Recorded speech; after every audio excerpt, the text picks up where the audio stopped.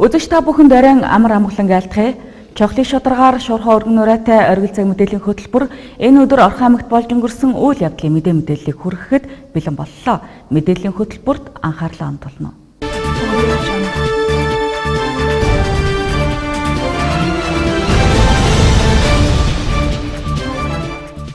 7 дугаар сарын 8-ны өдөр улсын баяр наадмаар хурдан морь унаач хүүхдүүдийн бүртгэлийг аймгийн засаг даргын тамгын газрын спортын зааланд хийнэ.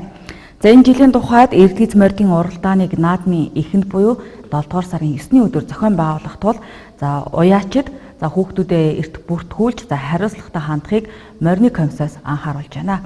Орхон аймгийн баяр наадамд оролдох морьд уралдаанч хүүхдүүдийг бүртгэх үйл ажиллагаа 2018 оны 7 дугаар сарын 8-ны өдөр 10 цагаас засаг даргын тамгын газрын спорт зааланд эхэлнэ. Бүртгэл цахимаар явагдах бөгөөд уралдаанч хүүхдэд заавал авчирч бүртгүүлэх шаардлагатай. Уралдаанч хүүхдийн даатгал энэ удаагийн наадмаас эхлээд 100 мянган төгрөг болж нөхөн олгоор 20 сая хүртэл олгохдохоор болсонтой холбоотойгоор шаардлага хангаж хамтран ажиллахад гэрээ байгуулсан МИГ номин даатгалын компаниудад уралдаанч хүүхдүүдийг даатгах юм а. Хурамжин 100 мянган төгрөг болжсэн нөхөн олгоор бол 20 сая төгрөгийн нөхөн олгортой байж байгаа.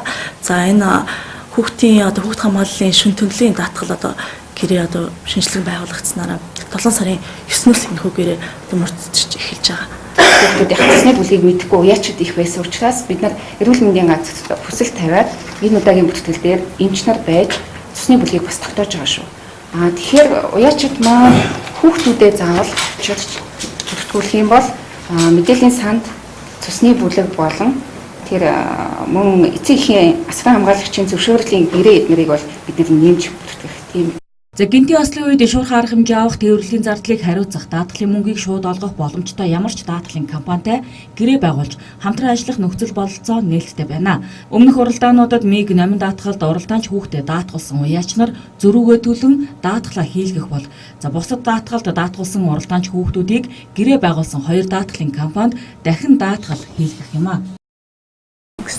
Саяны болсон энэ жижиг уралдаанууд дээр нөгөө хуучнаараа 15,000 хийгдсэн байж байгаа. Нөгөө зөвшөөрлөлттэй 9 даатгалын компаниар бүгднгээр нь хийгдсэн байгаа.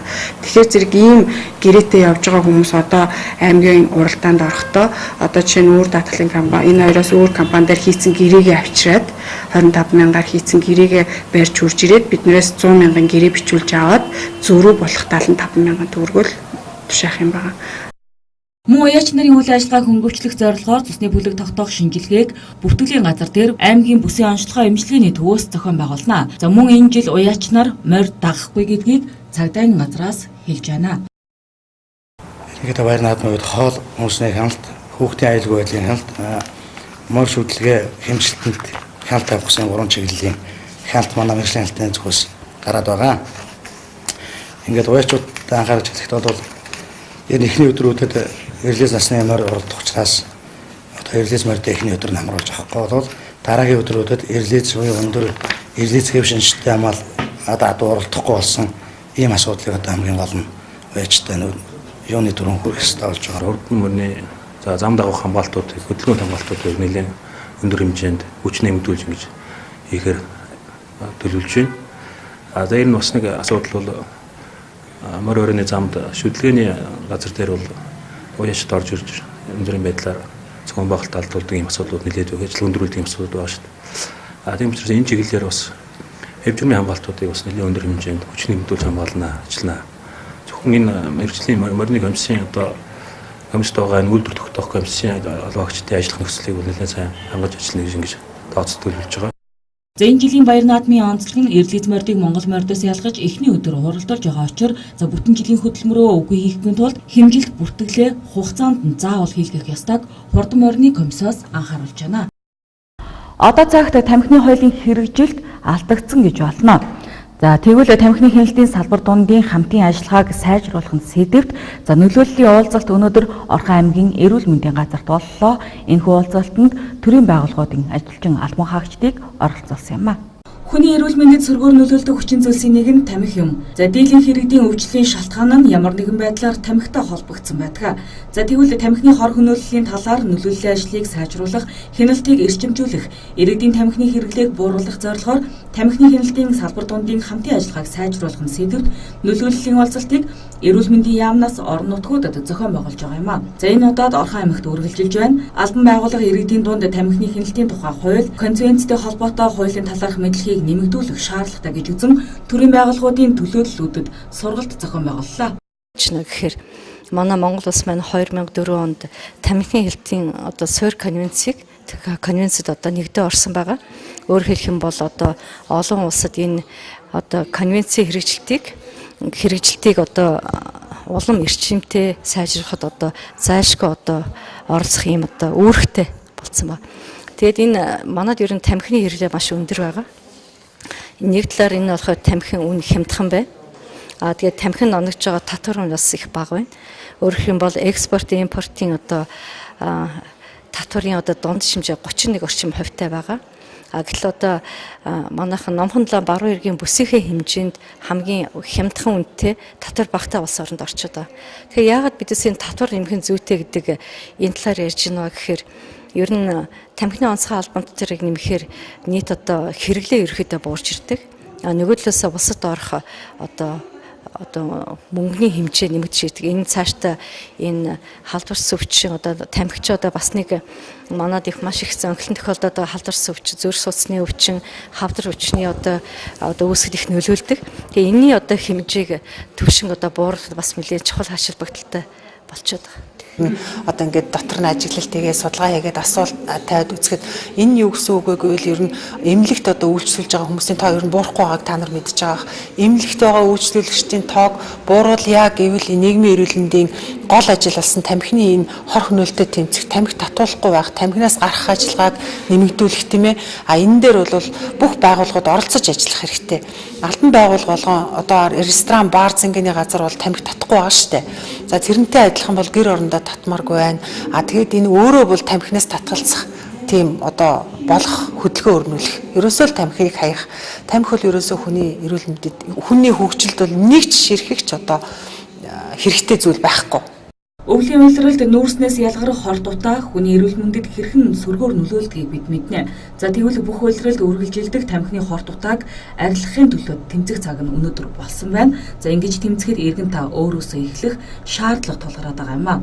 За дашрамд дуртахад дэлхийд дээр 1 тэрбум гаруй хүн тамхи татдаг. Энэ тамхины хэрэглээ нь жил бүр дэлхийн хүн амаас 7.2 сая хүнийг ертөнцийн мөнх бусыг үзүүлдэг байна. За тиймээс яг өнөөдрөөс эхлэн хайртай хүмүүсээ тамхинаас аварцгаая, хуулиа хэрэгжүүлж хяналтаа сайжруулахыг уриалж байна. Хөл бөмбөгийн дэлхийн аварга шалгаруулах тэмцээн Оросын албаны улсад 6 дугаар сарын 14-өөс 7 дугаар сарын 15-ны хүртэлх хугацаанд зохион байгуулагдаж байгаа билээ. За үүнтэй холбоотойгоор Орхон аймагт үйл ажиллагаа явуулдаг 12 аж ахуйн нэгжийн өмнө ажиллаж байсан цагийн хуваарийг сунгаж өөрийн 6 цаг хүртэл ажиллуулахаар болсон. За тэгвэл энэ нь оршин суугчдын хувьд тэдний амгалан тайван байдлыг алдагдуулах болсон байна. Манай улсад зөрчлийн тухай хууль хэрэгжиж эхэлснээр хажуу айл нь ханаа нүдсэн ч торгуул ноогдуулахар болсон. За тэгвэл хөл бөмбөгийн дэлхийн аварга шалгаруулах тэмцээний тохиолдуулан орон нутагт шөнийн тэг 3 цаг хүртэл ариг согтууруулгандаа түүгэрүүлжлэх тусгай зөвшөөрөл бүхий хүсэлт гаргасан 12 аж ахуйн нэгжид холбогдох албаныхан өмнөх цагийн хуваарийг сонгосон гинэ. За ингэхдээ өглөөний 6 цаг хүртэл үйл ажиллагаа явуулахыг зөвшөөрсөн. Харин энэ нь оршин суугчдын эрх ашигыг хөндөж байна гэж оршин суугчид үзэж байна. Учир нь цагийн зөрүүнээс шалтгаалж тоглолтууд шөнийн цагаар болдог. Мөн тухайн үйлчилгээ үзүүлж байгаа газрууд нь орон сууцны дэргэд, иргэд ариг согтууруулгандаа хэтрүүлэн хэрэглэж, ойр орчмын оршин суугчдын амар амгаланг алдагдуулж тэдний эрхийг зөрчиж байгаа юм а. Тэгээд энэ ч нэг ийм том хөгжин тавиад баахан залуучууд бөөгнөрөөд шөнжин хашхаад орой 6 цагаас өглөөний 4 цаг хүртэл сүүлд нь тэгээд архины шил шажганаад ингээд боон архитекттай болд юм аашиг ингээд орж ихтих ахгүй шин ч ингээд бүр өглөө босгоос нүд улаачсан даралт ихсчихсэн босч ирээд бүр унтах ш ядгаа бол босоод ирж шүү дээ. Өөр олон хоног ингэж байна. Маш хэцүү байна энэ. Тэгээ энийг энэ цаанаас ингэж хотын захиргааны шиг хуваарлсан уу өөр газар байрлуулж болохгүй байсан. Орон сууцны дунд авчирч ингэж байрлуулж идэг. Энэ чинь ялхнатын хөөгч настай хүмүүс ч байна. хэцүү байна шүү дээ.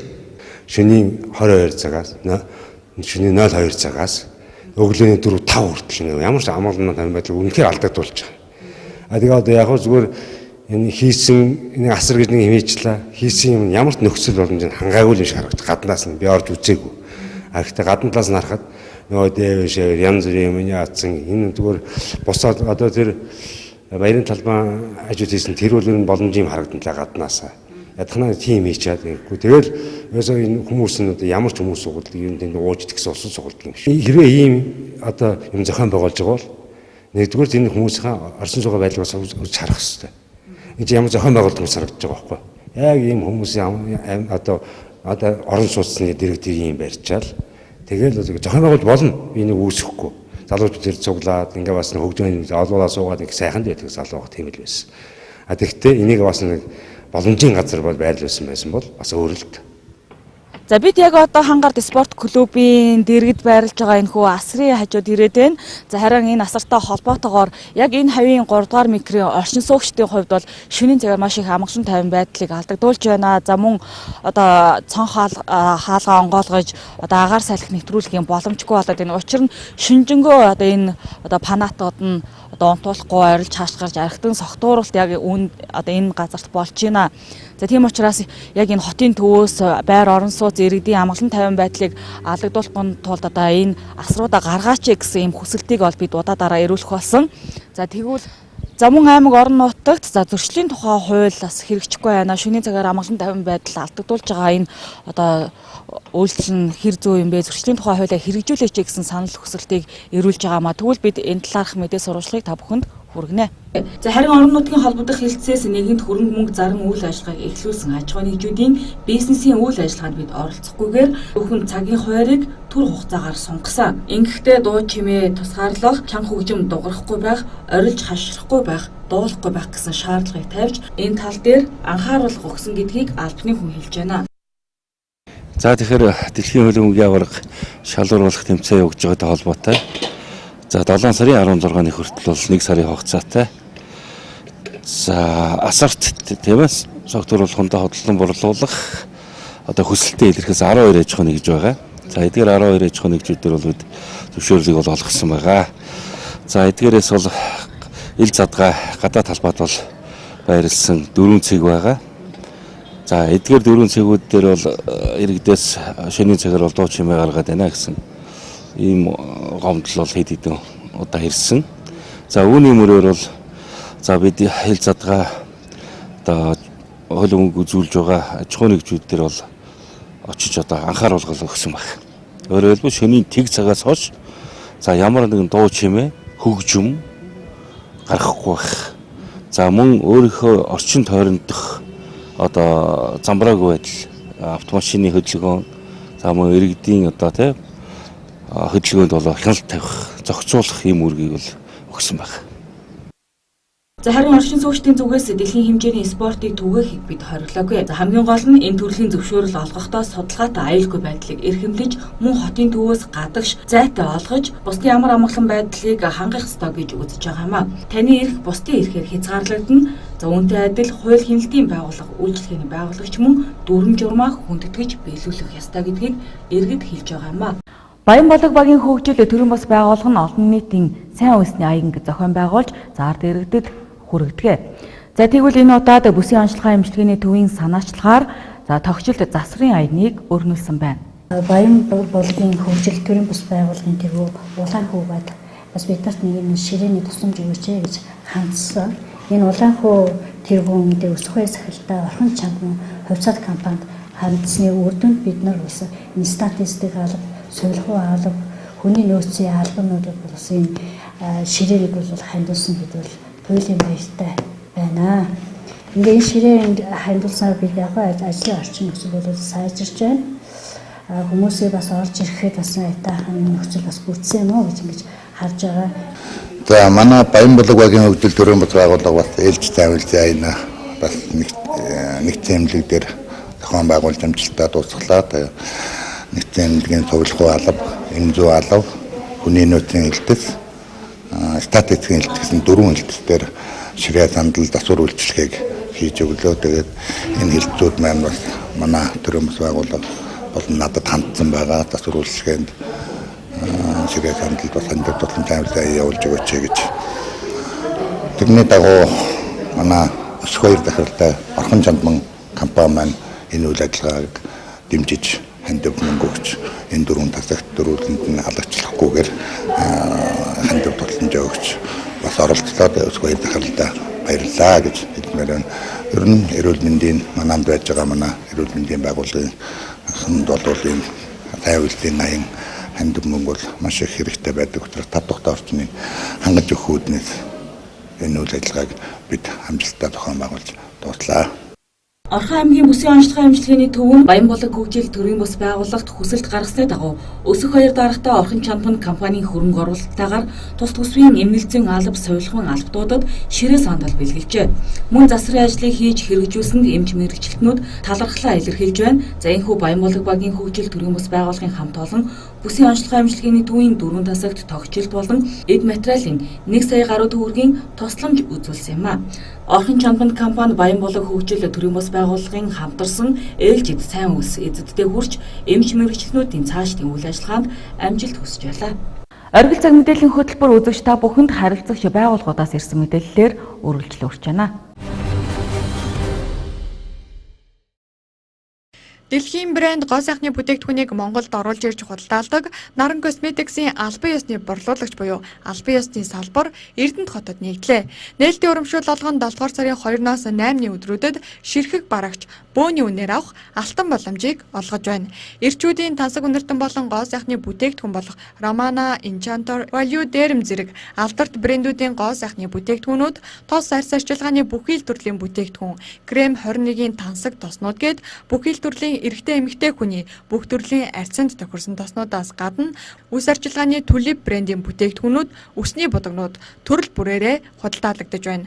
Мөн та бүхэн Америкийн Hot Wheels брендийн хүүхдийн тоглоомод болон Mondent шүдний оноос төрөл бүрээс нь сонголт хийгээд худалдаа авах боломжтой. Дахин дуулахад 7 хоногийн хугацаанд та дэлхийн брендийг бөөний үнээр худалдаа авах боломжийг бүү алдаарай. Манай хаяг номын телевизийн байр 1-р давхурд байрлаж байна. Хамгийн хямд үн, хамгийн өндөр чанарыг танд бэлэглэх Наран Cosmetics Эрдэнэтэд ирлээ.